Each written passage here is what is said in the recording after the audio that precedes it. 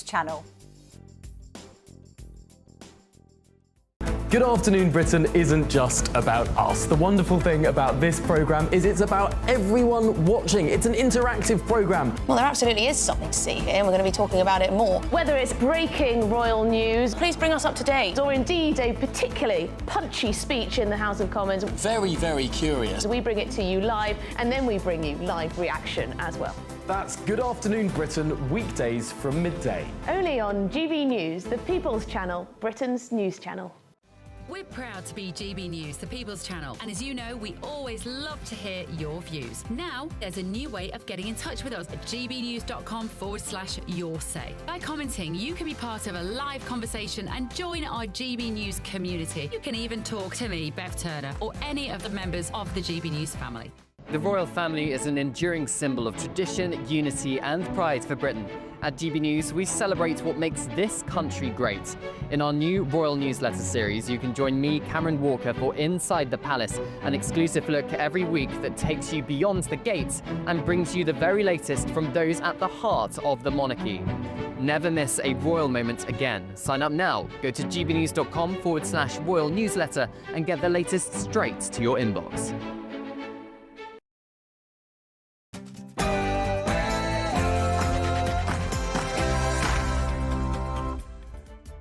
Good evening, you're watching State of the Nation tonight on GB News with me, Matt Goodwin. On tonight's show, just as we reach yet another daily number of channel crossings for the year, the government has confirmed a new pilot migrant plan with the French. Will this work? I'll be asking Deputy Reform Leader Richard Tice about that plan. And a story after story emerges of anti-white racism in our institutions, from the legal system to the police to the NHS. I will be asking tonight author Lionel Shriver if two-tier Britain is indeed here to stay. We'll also be looking at the Supreme Court's bombshell and historic judgment today that recognises biological sex as a reality in a victory for common sense, with former GB News presenter Andrew Doyle. Plus, as data reveals the extent to which foreign nationals are committing sex crimes in this country, I'm going to be joined by a young member of Gen Z who is launching a brand new campaign today to close the borders and protect women and girls in this country. That is State of the Nation, starts right now with me, Matt Goodwin.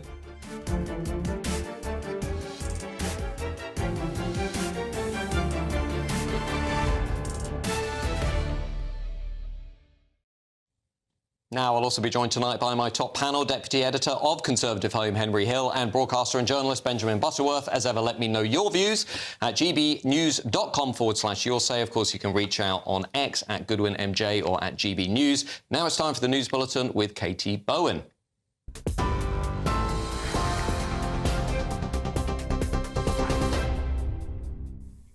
Matt, thank you and good evening. It's 1 minute past 8. These are your latest headlines from the GB Newsroom. The top story today, the Supreme Court has ruled that the terms woman and sex in the Equality Act refer to biological sex and not gender identity. The unanimous decision of this court is that the terms woman and sex in the Equality Act 2010 refer to a biological woman and biological sex. It means gender recognition certificates do not change someone's legal sex for single-sex services like rape crisis centres or hospital wards. Campaigners have hailed it a victory for biology and a watershed moment for women and same-sex attracted people. LGBT charity Stonewall says the ruling is incredibly worrying for the transgender community. However, the court reaffirmed protection from discrimination for trans people remains. The Scottish Government is, quote, keen to work with the UK Government on gender reforms, but has no intention of revising its own plans at Holyrood, the Scottish Finance Secretary, Shona Robinson, has said. Well, the leader of the opposition, Kemi Badenoch, has welcomed the ruling. Sex has always meant biological sex, and what we have seen is a lot of people misinterpreting the law. They've had guidelines from all sorts of organisations that actually do not follow the law. So I really welcome this judgment. The leader of the Liberal Democrats, Sir Ed Davey, also gave his reaction earlier today. We accept entirely the court's ruling, as you'd expect, and they've brought greater clarity to the Equality Act, which many people had been confused about for some time. I think now we need the government and the Equality and Human Rights Commission to bring forward better guidance so the implications of this court ruling can be well understood by businesses and by individuals. Elsewhere, Home Office official figures have confirmed that at least 705 migrants crossed the English Channel in 12 small boats yesterday, a new one-day record for illegal arrivals this year. That figure surpasses the previous record, which was set on Friday, where 656 people made the journey. The latest crossings take the number of small boat migrants who've made the journey so far this year to nearly 9,000. The figures are around 40% higher than the 6,265 who crossed at this point last year. A Home Office spokesman said that they are intensifying collaboration with France and other countries over tackling gangs' business models and introducing tougher enforcement powers under new legislation. To American news, the Governor of California, Gavin Newsom, has announced legal action against President Trump over what he calls the president's unlawful tariffs. It's also been announced today that the US Vice President J.D. Vance will visit Italy and India from Friday of this week, with the White House adding that he will discuss shared economic and geopolitical priorities with leaders in each country. And in another development, the White House announced that US Secretary of State Marco Rubio and White House envoy Steve Witkoff will travel to Paris today to meet with European counterparts for talks on ending Russia's war in Ukraine. Those are the latest GB News headlines. Now let's go back to Matt in Westminster. For the very latest GB News direct to your smartphone, sign up to News Alerts by scanning the QR code or go to gbnews.com/alerts.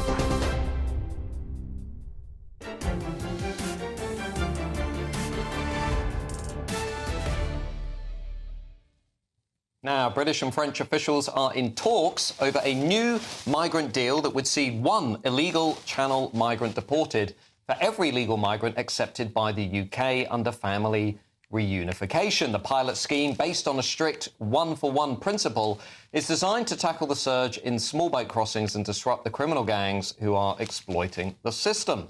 Despite soaring migrant numbers and a broken asylum system, Labour has scrapped the Rwanda plan, the only deterrent that this country had, and is instead pushing ahead with EU-style negotiations, offering no real deterrent to stop the small boats. Meanwhile, the Home Office have confirmed that 705 small boat migrants crossed into Britain illegally yesterday. This marks the highest daily figure of the year, surpassing Friday's annual record of 656. And goodness, we're not even at the summer yet, taking the total of migrant crossings to nearly 9,000 since January the 1st, a figure that is 40% higher than this time last year. Labour said that they would smash the gangs. The only thing they appear to be smashing is our border security. Since 2018, get this, 160,026 illegal migrants have made their way into Britain on more than 4,400 boats. If that's not an invasion, I don't know what is. And since Labour came to power, we've had more than 32,000 illegal migrants arriving on nearly 600 boats. Absolutely astonishing numbers. Nobody voted for this. Nobody wants this. Now, this may be a new plan for tackling the small boats crisis, but every solution that Labour has come up with has resulted in more chaos. They scrapped the Conservative Party's deterrent with the Rwanda plan. They pushed ahead with a vague plan to smash the gangs, talking about surveillance and policing. Hasn't made much of a difference. Their strategy is all over the place. They're failing to stop the floods of migrants arriving on our shores. Why should the British public have faith in this new plan? British public, by the way, that is paying more than £5.5 million every day to put illegal migrants in hotels and accommodation, paying more than £7 billion every year on this border chaos that we're all now living with. Well, I'm joined tonight by Deputy Leader of Reform UK, Richard Tice. Richard, will this plan that Labour is now putting before us make a difference? Seriously, I mean, when I heard this plan, I thought it was April Fool's Day. I thought it was April the 1st. I mean, let's just work this out, shall we? So yesterday, 705 people illegally invaded the United Kingdom. And the idea is that they will be put on coaches, sent back over the channel in a ferry or something, or on Eurostar, back to Calais, where they'll be disembarked. And then that means that 705 other asylum seekers, economic migrants, illegals, whatever you want to call them, they then have the right to come to the United Kingdom legally as an asylum seeker because they've claimed some form of association or affiliation with someone in the United Kingdom. I mean, it absolutely beggars belief that anybody serious or credible thinks that this scheme, I tell you what this will do, this will increase the power of the magnet. That's what it will do.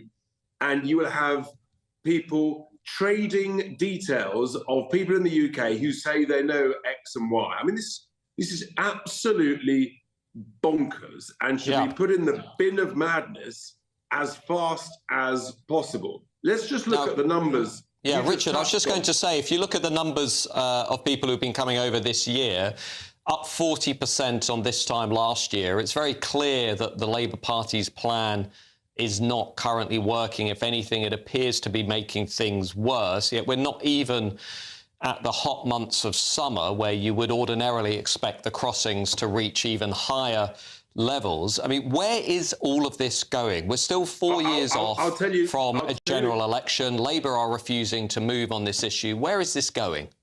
I'll tell you exactly where it's going. But I will just remind everybody that I have asked the Home Secretary on a number of occasions in the House of Commons, how long will she give her smash the gangs policy before accepting that it has failed and adopt the Reform UK policy? She refused to answer. Patently, it's failed. I think the numbers using about 40% increase since they took office, 30,000+. I'll tell you where this is going. If they carry on like this, between now and the next general election in early to mid 2029, another 150,000 illegals will invade the United Kingdom, almost all of them young men of military age, and who knows what their agendas are. But we will know that almost all of them will have no empathy with our values, no empathy with our culture, won't speak our language, and you have to then all they will have heard of is that the British generosity is paved with gold to these people if they spread or if they tell lies about who they are. I mean, it absolutely, this will not be tenable. I can assure you, your viewers and your listeners, this will not be tenable. The British people and Richard, will not put up with it. How do our viewers know that Reform's policy would make a difference when it comes to this issue? Lots of people out there very concerned about what's happening to Britain, very concerned about the amount of money they're paying. I'm hearing it on the doors every day and from people. And I'll tell you how we know, because the evidence is already there. Guess what? It's called Australia in 2013, when they had a variant of our policy. In fact, our policy is derived from their policy. They had basically a pushback policy, and no one was allowed to get to Australia. Our policy is to comply with the 1982 UN Convention of the Law at Sea, which I have read. It's a pretty dry old read, I have to be honest. It's not a Jilly Cooper, but it makes it very clear that France has a legal obligation to pick people up and take them back to their shores. They're in breach of that international obligation. We therefore have the right under that international treaty to pick up and take back to Calais and Dunkirk. And there's nothing France can do about it. They are in breach. The Belgian authorities, quite sensibly, complied with their obligations. And guess what? The few boats that were leaving the Belgian shores stopped. So the pressure actually, we just need a government that has some political courage, bravery and cojones, and do what the British people want them to do. And it seems that only Reform UK is capable of doing it.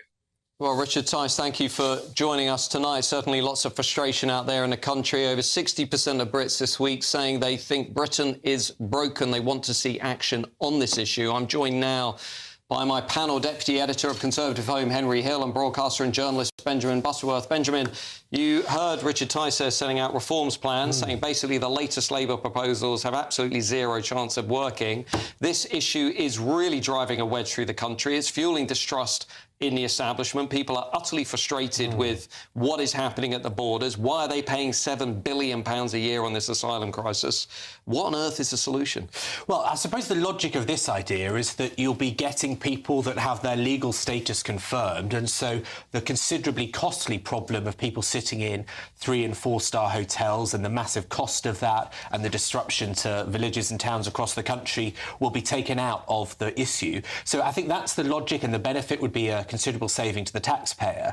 But I would suggest that if that is something that Labour thinks it could sell in 4 years' time, when there may have been a considerable number of people come over here, then I think that will be a difficult sell, because although it will save money and that itself is useful, I think people are concerned at this stage about the raw numbers. It's not just about money, though, is it, Henry Hill? I mean, it's also about this. The whole thing is undermining our status as a sovereign, independent, self-governing nation. I mean, the British people out there aren't just concerned about the money. It's about our sense of fair play. We have politicians who are prioritising people who break our laws over the people who are upholding our laws. Yeah, this is why small boats have become such a totemic issue, despite the fact that they're a tiny drop in the ocean compared to illegal immigration. 158,000 people, though. Well, compared to 750,000 people in 1 year. I mean, I'm not diminishing the issue. I'm just saying that the reason they've become such an issue is for precisely the reason you say, because it's such a visible, tangible sign of a lack of state authority. But really, the challenge for the government here is that there is no way to resolve this without tackling things that Sir Keir Starmer doesn't want to go near. For example, our international obligations. Specifically. ECHR. Well, partly the ECHR, but also the reason that we de facto use the Channel as a filter is because under current refugee law, there is no way to set a limit on the number of people with legitimate claims that you take if they're in your country. You can't say, OK, there are, we'll take 50,000 a year, and then beyond that, even if you've got a legit claim, we won't take you. So that means that we effectively end up using the Channel and a couple of thousand miles of cross-continental hiking as our way of trying to restrict the numbers. Now, there is absolutely no way around that without changing those obligations. Similarly, people who are here who are from countries where we can't deport them, there's no way of getting around that problem unless you look at the issue of non-refoulement, right? And you say, well, you are simply prepared to send people back. Now, Starmer, understandably, given his background in politics, doesn't want to go near any of those issues. Well, why don't we move to offshore processing? Just get them out of the country, put them on an island somewhere, process them there, and if they're not granted asylum, or they leave them there or deport them. But we've got options. Which island? Well, we could use, I don't know, Falklands, Ascension Island. Well, so we using Ascension Island, the challenge with using Ascension Island, you could put the processing... The principle of offshore processing is what I'm saying. Okay, so the principle of offshore... Italy's moving to that. Germany's starting to talk about that. Even Labour MPs behind closed doors. You get them with a pint of beer in Westminster and they'll say, actually, we probably are going to end up advocating some form of offshore processing. Offshore processing is good in some circumstances. It would reduce the cost of, for example, keeping people in hotels in this country. But then you have a different problem, which is, as I said, you can't cap the number of legitimate refugees you take. So if you create more ways for people to go and claim refugee status in Britain, for example, the idea of doing it in embassies, for example, you actually then might end up with more legitimate refugee claims than you currently have entrants across the Channel over the medium term. Because all of these problems, the problem with all of these systems is they've been designed with no forward projection for what it could do to the numbers. Benjamin, this is clearly starting to panic Labour MPs. We saw Maurice Glasman, Blue Labour, come out a week or so ago saying, actually, Labour's got to get a grip on issues around identity, immigration, essentially. Lots of Labour MPs, as I say, in Westminster, are kind of beginning to sort of voice the previously unthinkable thing, which is that Labour is going to have to completely overhaul its strategy on Smash the Gangs. Where's Labour going to go on this over the next 3-4 years? We are still some way away from the next general election, yet the numbers are climbing. The public concern is intensifying. Public anger is mounting. I don't see how Keir Starmer gets through the next 4 years with the status quo.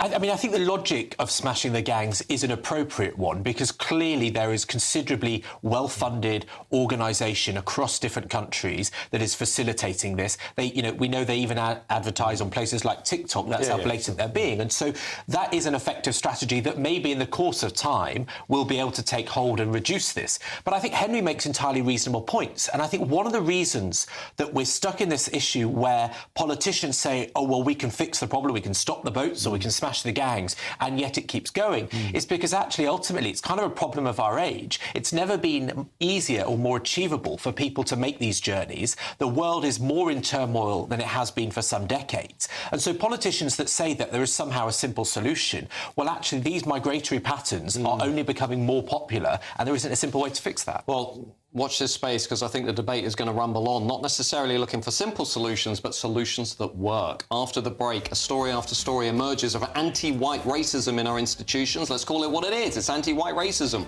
From the legal system to the police to the NHS.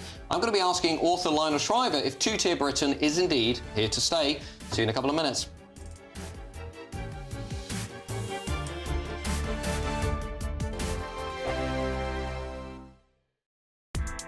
Join me, Nana Akwe, for an informative, interactive news programme with a difference. It's fun. No, he didn't say that, Dave. I'm so surprised. I think there's an element of truth to that. Join me from 3 p.m. every weekend, only on GB News, Britain's news channel. Patrick Christie's Tonight, weekdays from 9 p.m. Do you think that this Meghan Markle lifestyle range is really going to fly off the shelves? Do people want her very expensive look? OK, so I'm going to caveat my answer with the fact that I do think Meghan has really, really good style. I don't think anybody is debating that. She always looks incredible. She wears amazing clothes. She knows how to put herself together.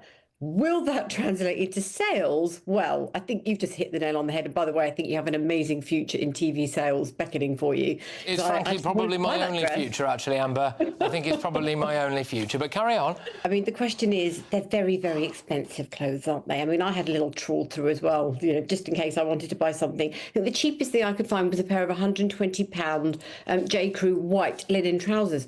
It's not just the fact that this stuff is really expensive, but who is dressing head to toe in white every day? The clothes that she's chosen as well are just not the clothes that mere mortals wear. I mean, look, there she is in the kitchen, she's cooking up a storm. Who's wearing all white? Who is this actually aimed at? It's not mums in a rush, is it? It's not some poor single mum in Basingstoke who's got 2 screaming kids, and you know that all of us, you know, look at the stuff that she's churning out there. And by the way, what is not her home and with no children in sight. I mean, who is this clothing range for? I have absolutely no idea. It's not me. It's not anyone I know. It's fascinating that I mean, if you're going to launch any brand, the first thing you do is ask who's my customer, who's my audience. They clearly haven't got a clue. Nobody needs to know how to make their own tea bags. Nobody. No, and also stop sprinkling flowers on stuff. Stop it. No one does that. GB News, the People's Channel. If you want your news to be straight talking... This is a nightmare for the Conservatives again. Down to earth. It's not just Nottingham where this is happening, is it? And most importantly, honest. Hard-working, middle-class taxpayers, they'll get their book thrown at them. Then catch me, Martin Daubney, Monday to Friday, 3 till 6 p.m. on GB News, Britain's news channel. Headliners on GB News 11 p.m. every night. It's got 3 top comedians going through the next day's newspapers so you don't have to read them, which is great. It's a good point. He's lying. Maybe he's not lying. That's Headliners every night from 11 p.m. and 5 a.m. as well on GB News, Britain's news channel.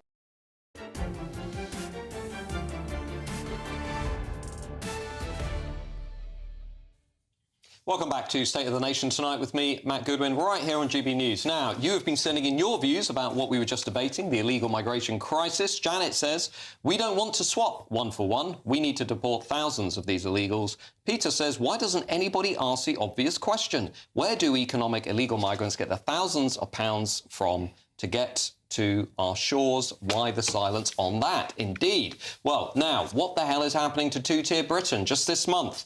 I'm sure you've read about this in the newspapers. West Yorkshire Police temporarily blocked white applicants from applying for jobs. Thames Valley officers were told that they had white privilege and sent on an equity anti-racism training course. And MPs dismissed claims of two-tier policing during the Southport riots, blaming online misinformation, that favourite buzzword of the elite class, and a lack of intelligence instead. And look at the NHS, with trusts now discriminating against white job applicants by adjusting interview shortlists in favour of black and ethnic minority candidates. And when those minority candidates are not given the job, some NHS trusts require interview panels to explain why. They also use that new phrase, global majority, referring to the fact that non-white groups are more numerous than whites in other parts of the world. All this while the NHS struggles to deliver basic care.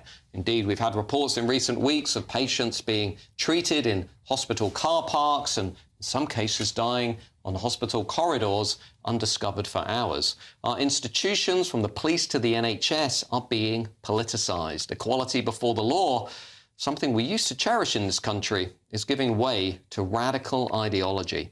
It's time to restore fairness, neutrality and meritocracy, not identity politics. We don't want all of this reverse racism in our institutions. Joining me now to discuss all of this is author and journalist Lionel Schreiber. Lionel, thank you for joining us tonight on GB News. All these stories recently of two-tier Britain, our police force, NHS, among many other things. I mean, what's your assessment of what on earth is going on in this country?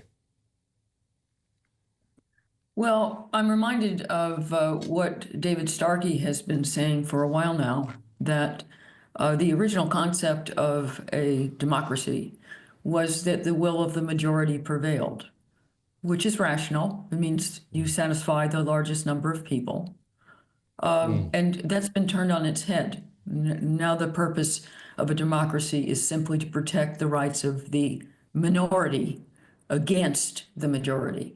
In fact, it's deliberately disempowering most of the people who live in the country, which is perverse. And in this case, you know, as usual, the UK got this idea from the United States. Of course, the United States has been using affirmative action, as they like to euphemize it, for 50, 55 years.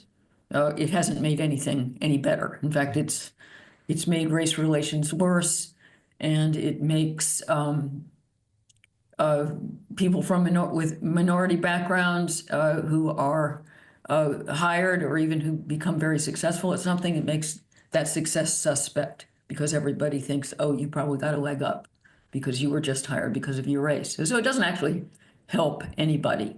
But we appear to be in this strange situation, Lionel, where the US seems to be, under President Trump, pulling back from some of this madness, or at least he's sort of outlined his opposition to diversity, equity and inclusion, those words that sound very nice and fluffy but often mean the opposite of what they're implying. Diversity being a celebration of diversity, accept diversity of thought. Equity being forcing equal outcomes among groups while discriminating against whites, and inclusion being including all perspectives except conservative and gender critical perspectives. But at the same time, the UK is sort of going 1,000 miles an hour into DEI. I mean, how can we explain this very different direction of these two countries? Well, as you know, the summer election was perverse and set the UK in a very different direction than most of Europe and the United States. And it was freaky because, of course, very few people voted for Labour. I mean, we don't need to get into that, but... Yeah, the loveless landslide. Right. It was no kind of landslide. And yet, you know, it means that it looks as if the UK is bucking the trend. All the rightward turn in Europe, and the UK is the exception, is going to be very progressive and stick to all this woke stuff. And it puts the country out of step with the United States. And I think it's tragic because while it's a little odd and illogical that a presidential election in the United States should have that much influence on the rest of the world, it does. And I think this is an opportunity to turn our back on a way of thinking and a way of doing things that has become really poisonous, and has become, as you note, it's racist. Anti-racism is expressly racist against white people, and you can't have a successful country if the powers that be in that country are aligned in opposition to most of the people who live there.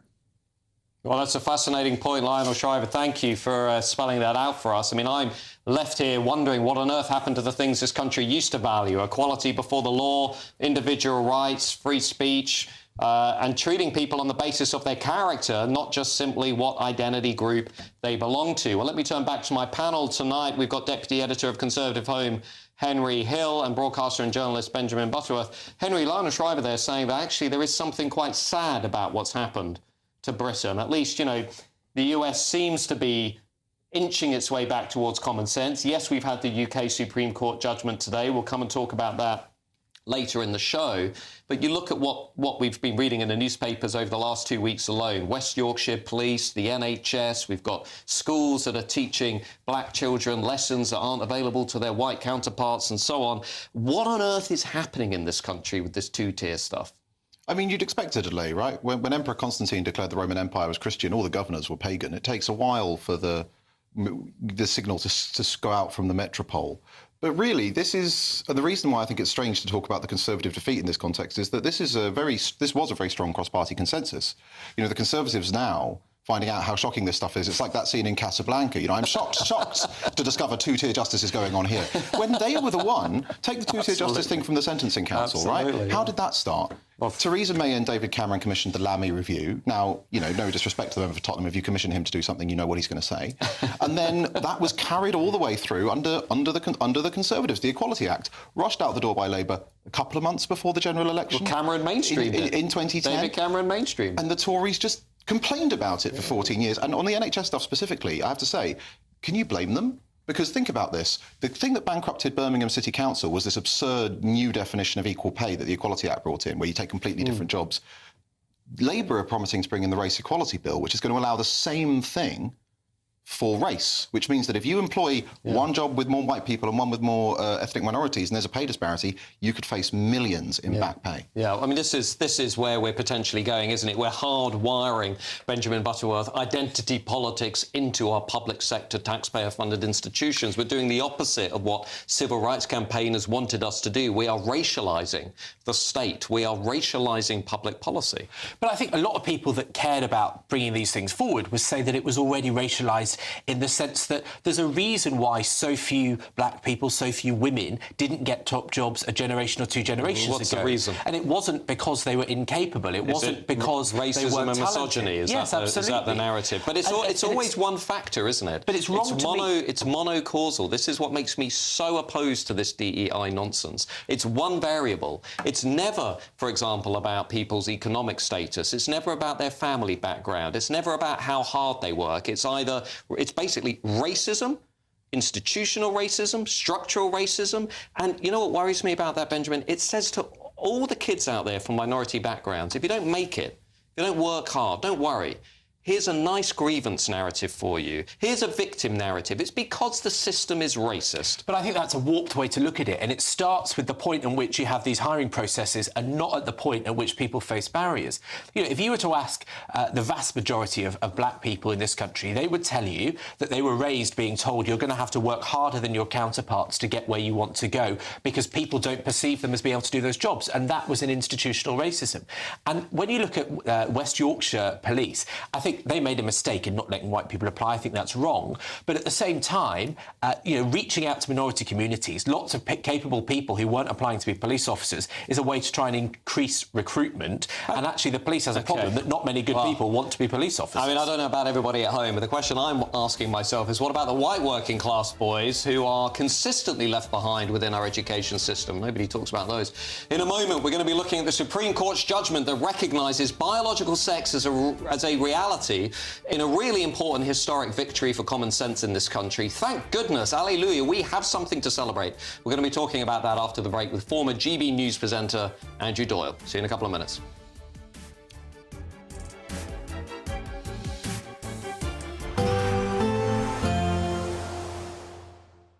Dinner under the stars tonight? That reminds me of our travel insurance. You mean all clear skies? All Clear Travel Insurance sponsors GB News travel destinations forecast.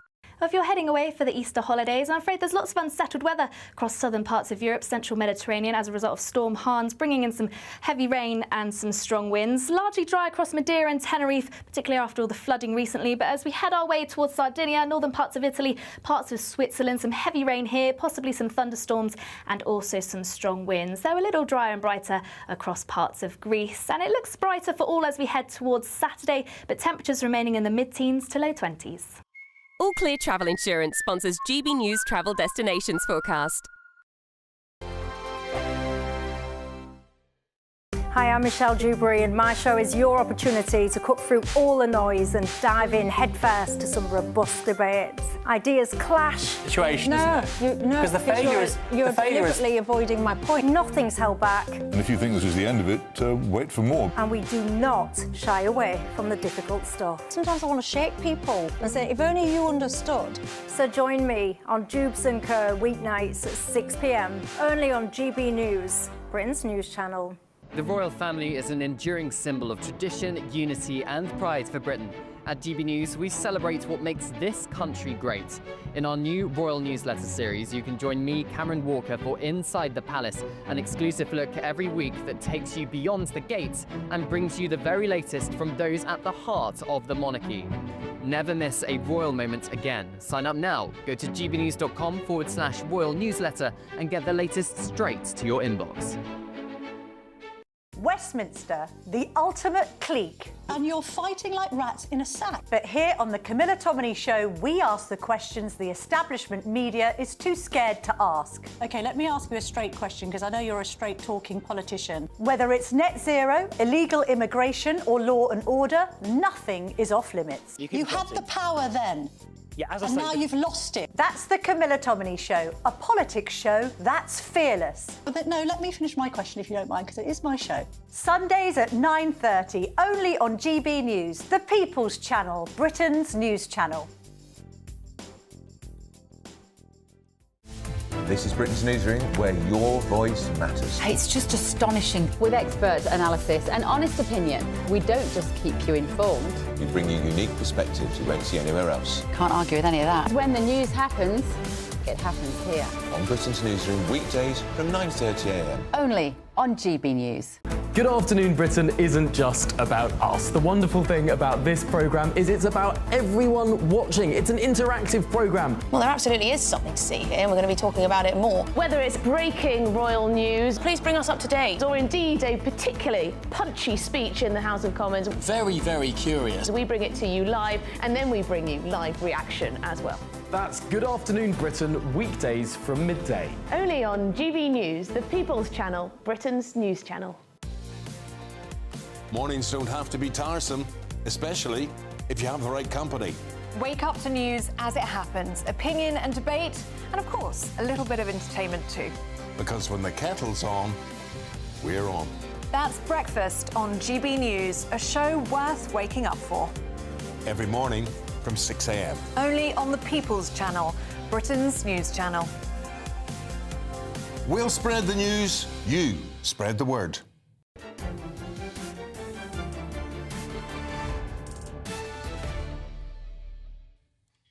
Welcome back to State of the Nation tonight with me, Matt Goodwin, right here on GB News. Now, in a landmark and historic victory for gender-critical campaigners in Britain and indeed across the world, the UK Supreme Court has ruled that trans women are not legally women.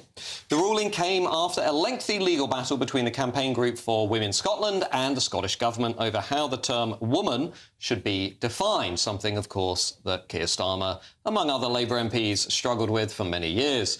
Conservative Party leader Kemi Badenoch has said the era of Keir Starmer telling us that some women have penises has come to an end. Hallelujah.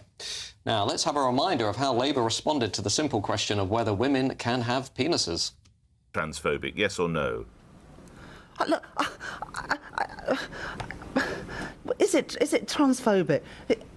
Look, I don't even know how to start answering these questions. A woman can have a penis. Nick, I'm not. I don't think we can conduct this debate with you know. Sorry, I have I offended you in some? No. It's just no. I just. Sorry. I'm joined now by comedian, satirist and former GB News presenter Andrew Doyle. Andrew, historic day, UK Supreme Court siding with common sense. What's your assessment of what's happened today? And more importantly, perhaps, what's your assessment of the implications for this broader cultural onslaught that we've been experiencing? Well, I think some people who are new to this and hadn't quite realised what was going on might think that the judiciary had just gone mad. Why is the Supreme Court assessing what a woman is? We all know what a woman is. But this has come about for a very good reason, and that is that, as you say, For Women Scotland has taken this case to the Supreme Court. And this is because they were able to do this because the Scottish government had been interpreting the word sex in the Equality Act to refer to gender identity. They'd done this in their guidelines to the Gender Representation on Public Boards Act of 2018. And so For Women Scotland were able to take this challenge to the Supreme Court to get this clarified. The reason why that's so important is that for a long time now, various activist groups, such as Stonewall, have been going into various corporations, schools, governmental agencies, bodies, and basically offering them a misinterpretation of the Equality Act and saying that when you have single-sex spaces, such as changing facilities and toilets and that kind of thing, sex means gender identity, and woman means anyone who identifies as a woman. So this ruling today has huge ramifications. It's very important that people understand that the ruling today it doesn't suggest something that needs to happen going forward. What the judges in this case have done is interpreted the law as it always has been.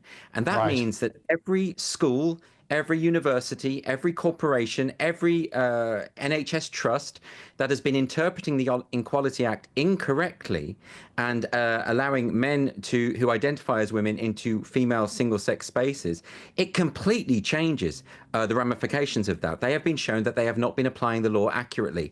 That's why it was so important that For Women Scotland took this case, because now we have complete clarity in the law of what these terms mean. It does feel as though there is momentum beginning to build here. You know, we had the Kathleen Stock case at Sussex where the university was fined, big time for violating academic freedom, free speech. We've got the UK Supreme Court now really taking on this sort of gender self-identification religion, if you like. I mean, can we now tentatively start to talk about woke having peaked? I mean, are historians now going to start looking back at the 2010s as a sort of era in which the elite class lost their minds? Yeah, this is going to be one of those landmark moments where I think future historians will look back and say, this is where the edifice started to crumble. I mean, one of the reasons why it's all happening so quickly is that we haven't been able to have the conversations. Because as you mentioned the example of Kathleen Stock. I mean, Kathleen Stock was hounded out of her position at the University of Sussex by activists who were accusing her of all manner of things simply for pointing out that women's rights depends on a recognition that there are biological differences between men and women. So it will collapse very quickly now. There have been lots and lots of cases, though, going back to the Maya Forstater case. There have been all sorts of legal wins for gender-critical feminists, people like Joe Phoenix, for instance, as well, who have been hounded and harassed. Joe Phoenix was left with post-traumatic stress disorder because of the harassment she received. The intimidation around this has been such that people have been just frightened to speak out, have been frightened to say what we all know to be true, that we all know the difference between men and women, and that does matter. That isn't to say that people can't identify however they please. Trans people who identify as trans, have lost nothing today. They've got exactly the same rights as they had before. Nothing has changed for them. It just means that women's rights and gay people's rights to assemble without the other sex being there, they've just now been enhanced, not enhanced, in fact, just clarified in the law. Sure. Well, thank you, Andrew Doyle. I'm sure there are lots of people out there tonight feeling perhaps a little bit more confident, a little bit more willing to raise their heads above the parapet. With me now to discuss this, again, is my panel deputy editor of Conservative Home, Henry Hill, and broadcaster and journalist Benjamin Butterworth. Henry, briefly, if you may, this is a landmark, historic moment in British politics, right? I mean, this is peak woke. It's the end of the craziness, isn't it? I mean, given what we were previously just talking about with the two-tier society thing, I think that might be a bit premature. What this is an example that you can win. that a targeted, well-thought campaign can win. And this was always an absurd overreach. You know, I will call a trans person by their preferred pronouns. The social side of it is absolutely fine. But combat sports, for example... Yeah, I mean, I'm not personally going to use pronouns because pronouns are legitimising a belief system that is not rooted in we disagree on that. Like, identify how you want, just don't force me to change my lifestyle and speech in order to respect or legitimise that. Fine, but what I'm saying is we might disagree on that one. But the point is that on things like combat sports, they're not segregated for social reasons. They're segregated because male puberty means that you have 30% higher bone density, right? And allowing sport, which is clearly segregated for biological reasons, to ever be thought of as being segregated for social reasons was mad. Benjamin, what Andrew was, I think, saying there, if you read between the lines, is this is also potentially going to open up all kinds of law cases, all kinds of pushbacks against institutions that have been misinterpreting the Equality Act, that have basically been misinterpreting the foundation of how to define a woman. I mean, where he's correct is that there was always a clarity in the Equality Bill that single-sex spaces can exclude people identifying. That was always the case, and it's been implemented before, but there had been an interpretation of it that was out of line. Where I think this is very depressing is, first of all, the court didn't hear from any transgender people that wanted to speak, including a woman who had been a transgender woman who had been a judge for 20 years and wanted to contribute, clearly very well qualified to do, and they refused. So I think it's concerning how they came to the conclusion. But there's also a vulgarity and a vilification of trans people trying to lead their normal lives, trying to do basic things like going to the loo in a public place. And the idea that they fear, and lots of trans friends have said this today, that somehow they could be called out or mocked in public because it whips up people with rather unpleasant views. I think that's what's a concern. Well, in fairness, though, Benjamin, a lot of the women who are campaigning for this judgment today also feel that they've been vilified and harassed in recent years by trans activists and campaigners. But the debate, I'm sure, will continue. Thank you to my panel after the break, as data reveals the extent to which foreign nationals are committing sex crimes at a higher rate than British nationals. We talked about this on the show before, but I'm about to be joined by a young woman from Gen Z who is actually fighting back, launching a brand new campaign to protect women and girls in this country. You're going to want to see this. It's pretty inspiring. See you in a couple of minutes.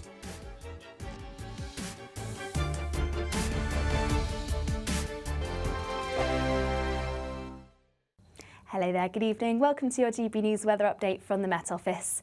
As we head into tomorrow, it's going to be a much brighter day for many, more in the way of sunshine, though we can't rule out some showers, but feeling warm where you do see those sunnier spells and lighter winds. And it's all thanks to this area of low pressure slowly shifting its way northwards, so eventually improving conditions into tomorrow. But we still hold on to this area of cloud and rain across Scotland and Northern Ireland for a time through most of the night. But any rain eventually easing across northern parts of England and Wales, leading to a much brighter start as we head through into tomorrow. And it should be largely dry across the southern half of the UK.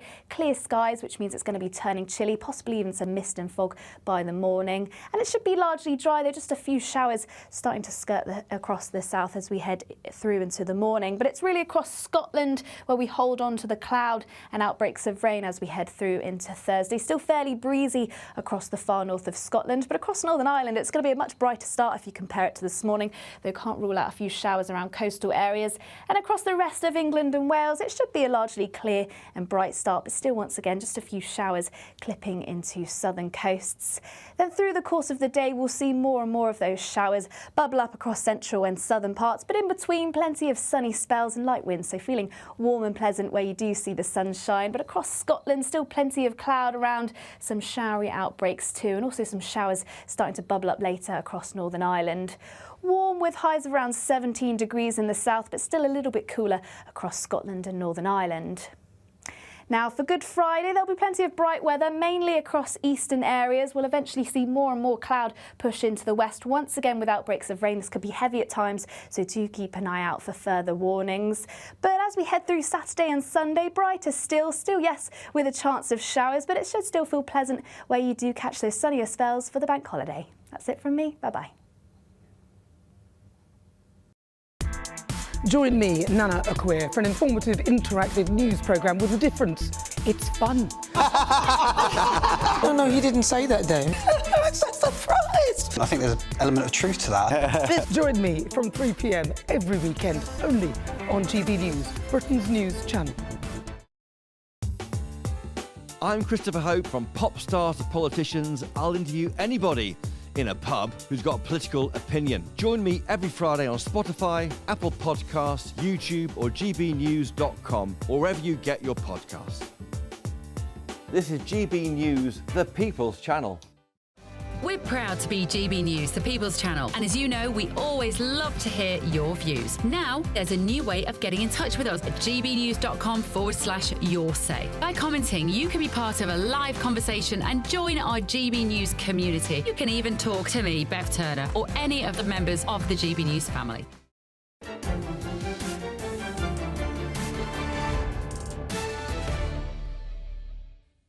Welcome back, everybody, to State of the Nation with me, Matt Goodwin, right here on GB News. Now, today saw the launch of a brand new organisation from Gen Z called the Women's Safety Initiative. If you're looking for hope and inspiration, I'm about to give it to you. This brings attention to the damaging effects of immigration in Britain, which has made many women and young girls in this country feel unsafe in their own country. And believe me, I really do care about this issue. The organisation aims to empower women to speak out against what is happening. With me now is the founder of the Women's Safety Initiative, Jess Gill. Jess, thank you for coming on tonight. This is an incredibly important issue. We've already seen the surveys from the Centre for Migration Control and others, which show that foreign nationals are about 3.5 times more likely than British nationals to be arrested and convicted of sexual offences like rape and sexual assault. So it's a very serious issue. I mean, could you just begin by telling the viewers what young women like you are experiencing, what your friends are experiencing, and some of the stories that you've been picking up before we come to talk about the campaign? Yeah, I would say mass immigration is the biggest issue when it comes to women's safety in modern Britain. I think, and I don't just speak for myself, I speak for my friends, we experience this daily. We can't even go on a picnic, we can't even walk around the streets without getting stared at, without getting followed, without men making inappropriate comments at us. Every single day it is, I've had someone making inappropriate comments at me just for leaving the house, regardless of what I'm wearing. And when I speak out about this, my friends are saying the same. Every woman I've spoken to has had similar experiences, and I know it might not be politically correct to say, but it is foreign men. And I think when it comes to women's safety, that should be held first, not political correctness. And what are some of the things that people are experiencing? I mean, you read in some of the newspapers about, you know, men staring, men harassing women in parks. I mean, is this a cultural dynamic? Is it a cultural difference? Just try and explain it to some of the viewers if you can.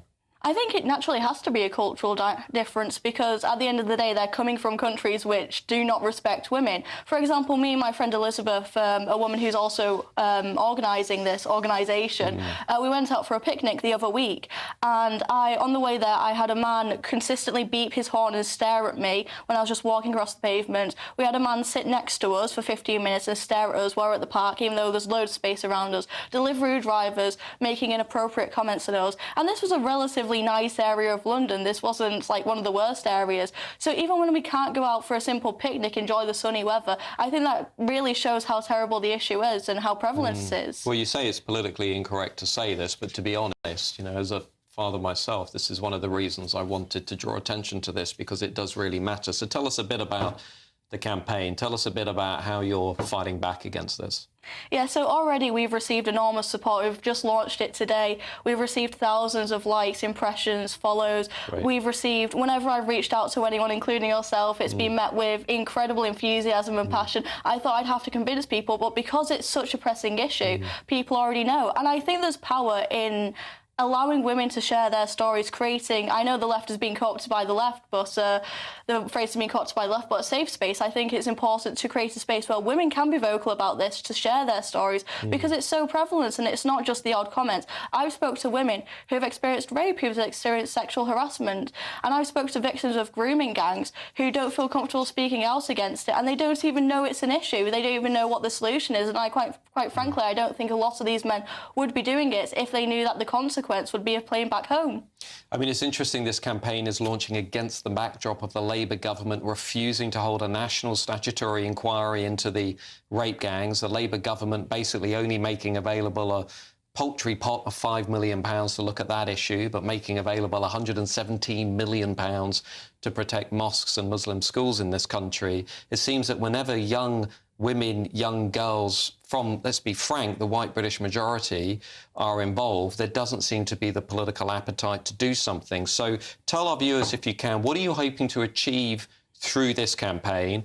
What are you hoping to change in politics? What's the outcome of this campaign? And I think more importantly even than that, which of course is critical, how can they support you and get involved? Well, by supporting us, I think if they just go to our Twitter, Women's Safety Initiative, Women's Safety _UK, that's Women's a great way. Safety Initiative, let's get that right. Women's Safety Initiative on X, on Facebook, social media, is it out there? It's out. Women's Safety Initiative, everybody go and Google that, OK. But I think partially what we want to do is normalise this issue. I think it's ridiculous how so many women are afraid to speak out against getting raped and groomed. They think they're the bad guy in this situation. You know, when it comes to victim blaming, I think this is the key example of that, and the left turn a blind eye against this. And I think by empowering women to start that conversation, you know, that's a massive part of the fight. And on top of that, as you mentioned, the Labour government isn't going to do anything. They're going to be in power for God knows how long. I think it's time for us to act. I think it's time for us to be vocal. And I think it's time for us to support the victims ourselves when we can. Absolutely. Well, here, and we certainly won't stop talking about these issues right here on GB News, the People's Channel. Thank you to Jess Gill, founder of the Women's Safety Initiative, very brave young member of Gen Z. Of course, this is this is giving us hope and inspiration for the future. Now, up next is Patrick Christis. Patrick, what have you got on your show this evening? Well, I'm going straight in at 9 p.m. with a massive exclusive. It is the worst ever immigration case in Britain. And it's a competitive field, but I guarantee you this is the worst ever immigration case in Britain. It involves a jihadi who wants to deport, and we're not deporting him. I am also going to be revelling in the fact that now women are women, men can't be women, and it's a bad day to be Keir Starmer and Ed Davey. All of that after your weather.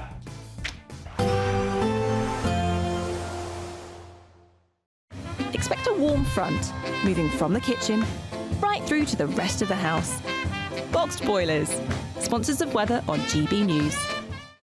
Hello there, good evening. Welcome to your GB News weather update from the Met Office.